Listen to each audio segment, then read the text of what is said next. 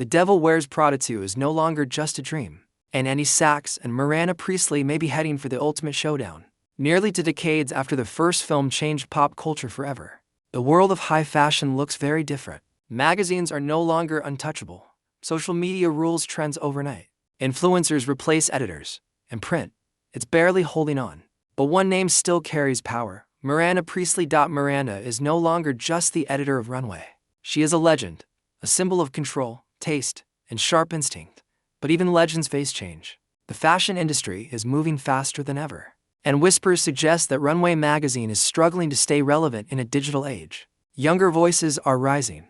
Technology is rewriting the rules, and for the first time, Miranda may not be the most powerful person in the room. Meanwhile, Sachs is not the nervous assistant we once knew.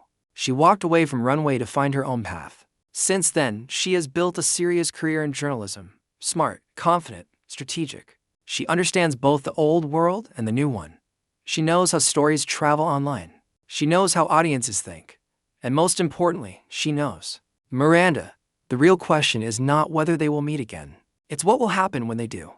This time, he isn't standing behind Miranda's desk. She may be standing across from it. And in fashion, standing across from Miranda Priestly is never safe. Sachs is no longer the girl running for coffee and high heels. She has built a strong name in the media world. After leaving Runway, she worked in serious journalism, covering real stories, not just fashion shows. Over the years, she learned how the digital world works. She understands headlines, online trends, and how quickly public opinion can change. Now she holds a powerful position at a major media company that blends news, fashion, and technology. She is calm, sharp, and no longer unsure of herself. The biggest change: she no longer needs Miranda's approval. Miranda Priestly, however, is facing a different kind of pressure. Runway magazine is still respected, but the world has shifted. Print sales are falling. Advertisers are moving online.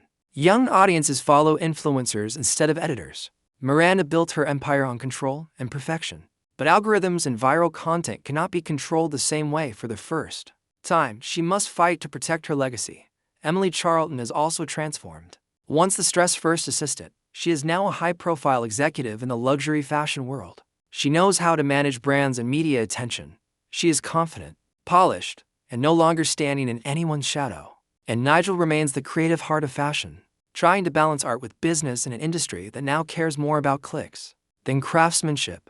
The tension rises when Annie's company becomes involved in a major deal that could change Runway forever: a merger, a takeover, or maybe a rivalry. Suddenly, the past is no longer just a memory.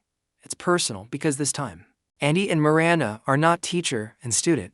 They are equals. The biggest question on everyone's mind is simple: who is coming back? Reports suggest that Meryl Streep is set to return as Miranda Priestly, and honestly, there is no sequel without her. Her calm voice, her sharp stare, her quiet power, that energy defined the first film. And Hathaway is also expected to return as Sachs, now stronger and more mature. Their dynamic is the heart of this story, and fans are ready to see them face each other again.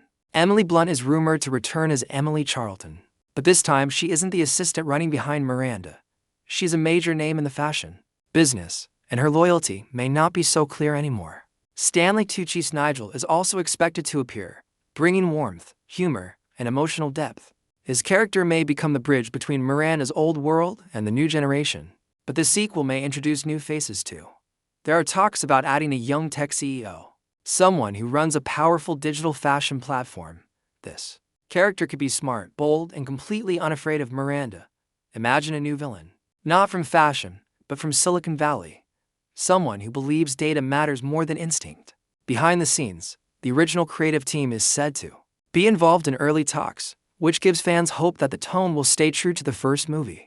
If production moves forward in 2026, this could be one of the most talked about sequels of the decade, because this time, fashion isn't just about style. It's about survival. At its heart, this sequel is not just about clothes, brands, or magazine covers. It's about power. It's about what happens when the student no longer fears the teacher. The world has changed, and so have the rules. In 2006, Miranda Priestly represented control. She decided what was in and what was out. But in 2026, trends are born online in seconds.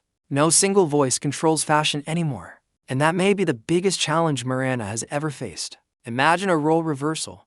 Eddie now leads a powerful media platform that shapes public opinion. She understands the speed of the internet.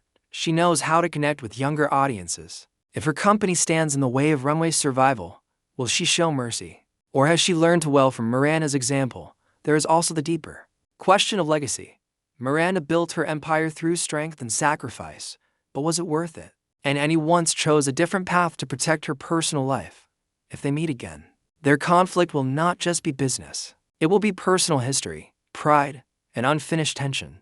This sequel could explore ambition in a modern world.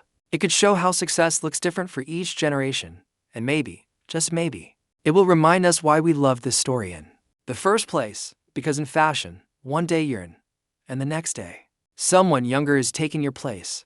If the sequel truly happens, it won't just bring back iconic characters, it will test them. Annie and Miranda are no longer connected by a job. They are connected by history. And history always finds a way back. The real question is not who will win, but who will adapt. Because in a world that changes overnight, power belongs to the one who evolves.